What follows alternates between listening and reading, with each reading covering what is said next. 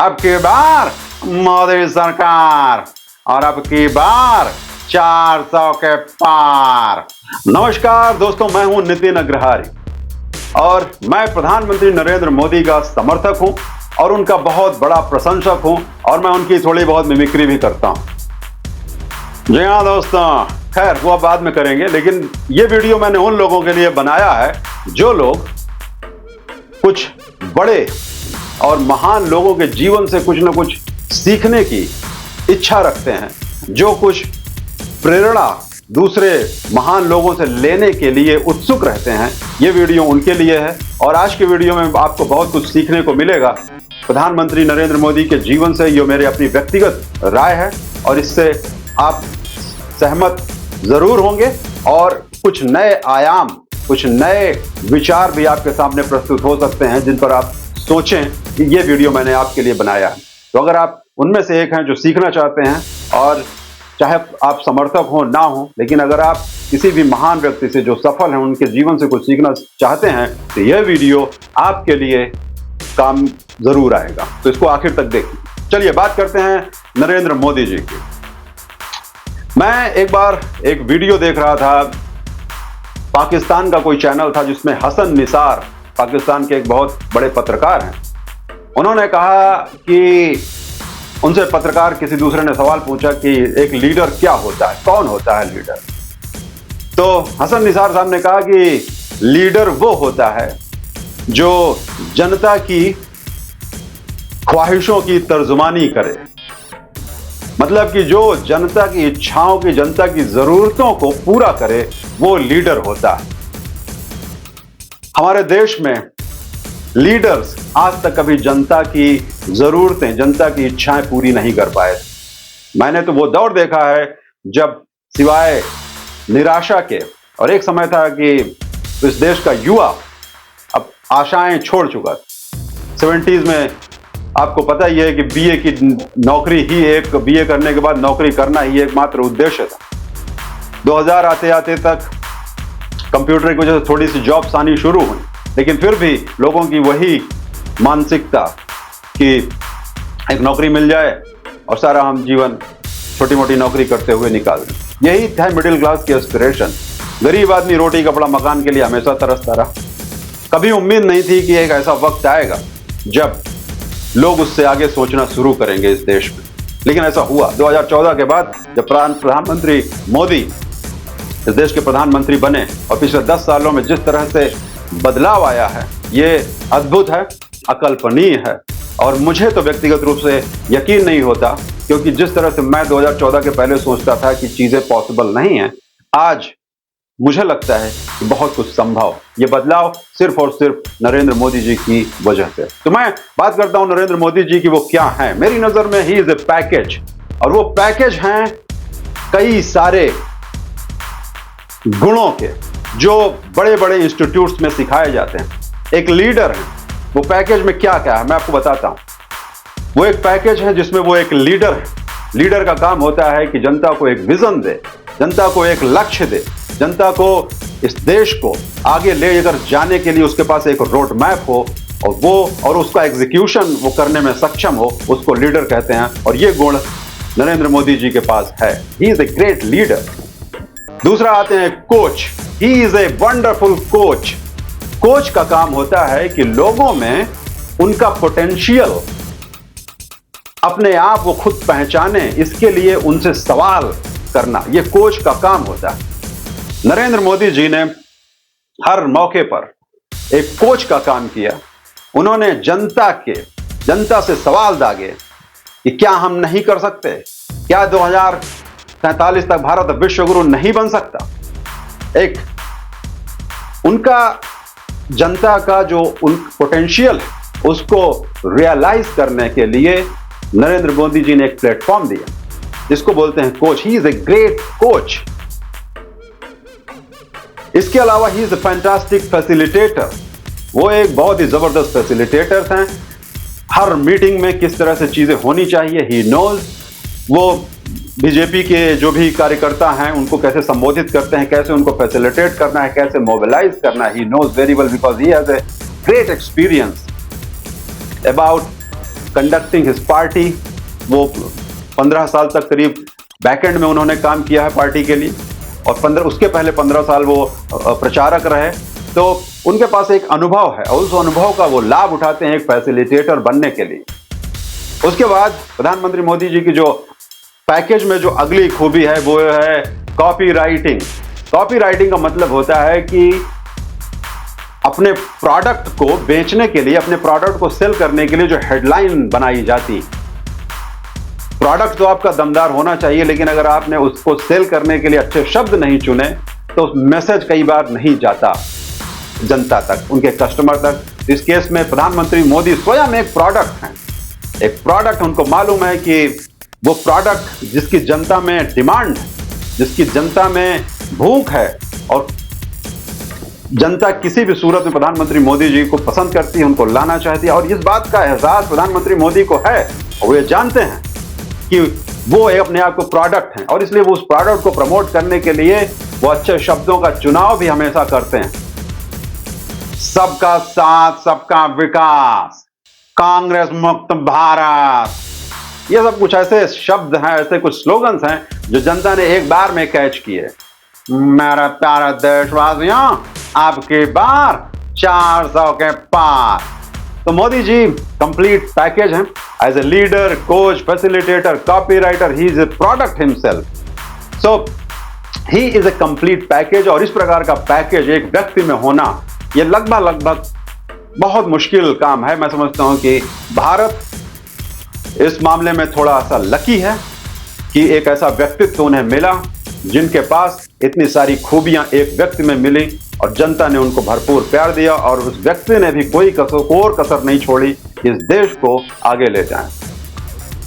10 साल में हम, हो सकता है कि हम लोग रिग्रेट कर रहे होते कि ये नहीं हुआ, वो नहीं हुआ, एंटी इनकम्बेंसी फैक्टर होता है, लॉट ऑफ फैक्टर्स होते हैं। लेकिन 10 साल के बाद अगर कोई सरकार, कोई प्रधानमंत्री कह रहा है कि 400 के पार, ये अकल्पनीय है। और इस तरह की सिचुएशन मुझे नहीं लगता कि सैकड़ों सालों तक आने वाले भविष्य में लोग देख पाएंगे। तो ऐसे इस जमाने में जो भी लोग हैं, as a witness, we are all lucky कि हम ऐसे नेतृत्व को देख रहे हैं, एक ऐसे महान व्यक्ति को देख रहे हैं, उसका एग्जीक्यूशन देख रहे हैं जो सदियों के लिए प्रेरणा बनने वाला है।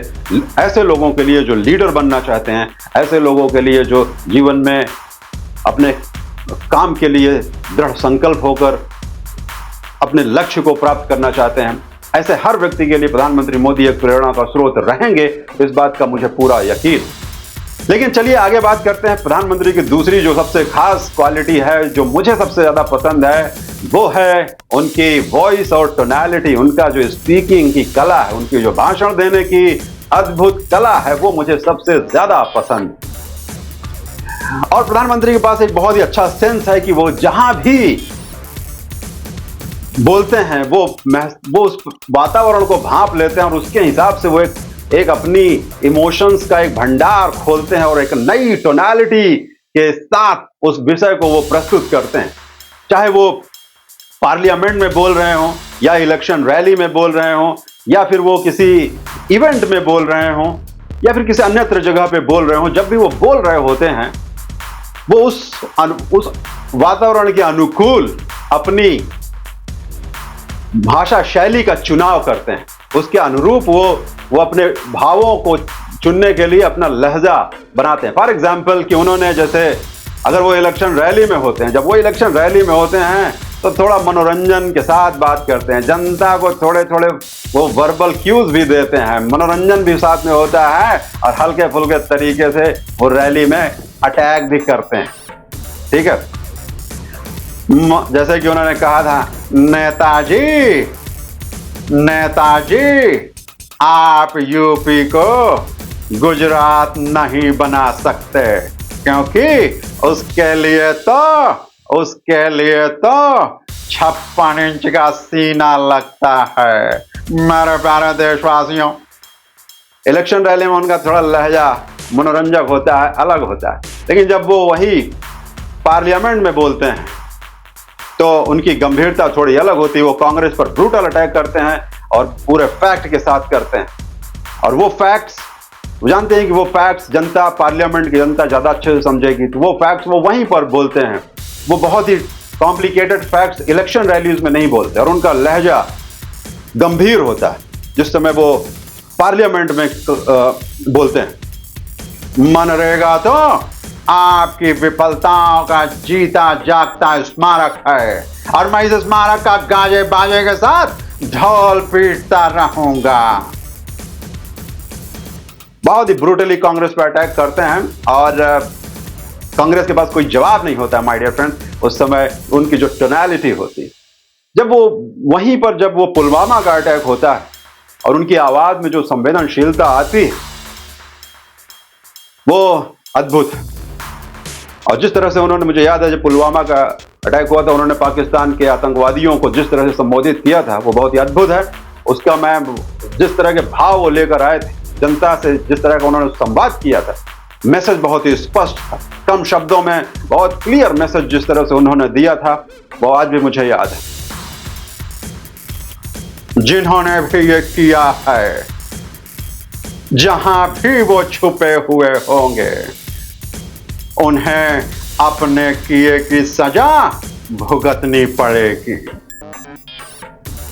जो आग आपके दिल में लगी है वही आग मेरे दिल में भी लगी है।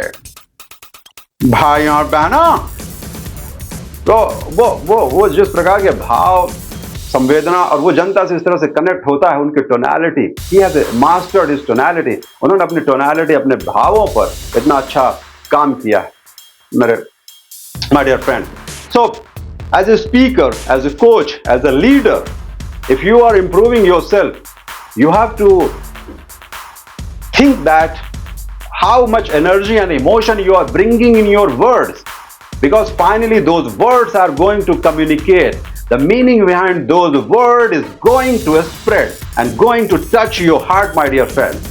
So as a speaker और एक कोई भी बड़े वक्ता के रूप में ये बहुत ही जरूरी है कि आप अपने भावों को अपने शब्दों में अच्छी तरह से व्यक्त कर पाएं। और मोदी जी इस चीज के मास्टर, उन्होंने इस कला में मास्टरी हासिल की है और इसके लिए उन्होंने लगातार बहुत ही परिश्रम किया। वर्षों से वो बोलते आ रहे हैं, वर्षों से वो संबोधित करते आ रहे हैं, उनके स्वभाव में है ये चीज, किस तरह से किस मौके पर कब बोलना है। लाइट कन्वर्सेशन में मैं आम खाने के लिए जब नॉर्मल कन्वर्सेशन होता है जो अक्षय कुमार के साथ आम वाला हुआ था वो बहुत ही हल्का था, उसमें उन्होंने कोई वॉइस मॉड्यूलेशन बहुत ज्यादा नहीं किया, नॉर्मल वो एक कहानी की तरह से बता रहे। और मोदी जी की जो एक अच्छी बात है कि वो अपने भावों को प्रकट करने के लिए संकोच नहीं करते, क्योंकि उन्हें मालूम है कि जो प्रोडक्ट और उनके जो एक कनेक्ट है देश में वो लोगों के साथ है, तो उनके आंसू आ जाना कई मौकों पर ये बहुत ही नेचुरल है। तो उन्होंने अपने आप को कभी जब्त करने की कोशिश उस तरह से नहीं की कि इसका कोई गलत प्रभाव पड़ेगा। वो उनको मालूम है कि उनका ये जो एज राजनेता, उन्हें अपनी सारी गतिविधियों का, अपने सारे एक्शंस का एक कंप्लीट अंदाजा है, क्योंकि उनका समर्पण है कि उन्होंने अपने आप को एज इट इज जनता के सामने प्रस्तुत कर दिया है और जनता उन्हें एक्सेप्ट करती है। विरोध करने वाले हमेशा करते हैं, वो हमेशा रहेंगे करने के लिए, लेकिन मैं समझता हूं कि जो विरोध भी करते हैं वो अपनी राजनैतिक उनकी जो राजनैतिक परिधियां हैं उनसे बाहर निकलकर एक व्यक्ति विशेष के रूप में उनके गुणों को अगर अध्ययन करने जाएं तो मैं समझता हूं कि वो भी बहुत कुछ सीख सकते हैं। नहीं तो इस समय तो विरोधियों के पास हताशा और निराशा के सिवाय कुछ भी नहीं। ठीक है, तो my dear friend, this is what I wanted to talk about prime minister Modi. This is my opinion. He is a great orator. वो एक पैकेज हैं, लीडर हैं, कोच हैं, फैसिलिटेटर हैं, कॉपी राइटर हैं, एक प्रोडक्ट हैं, और इतना पैकेज किसी एक व्यक्ति में होना ये सदियों में होता है।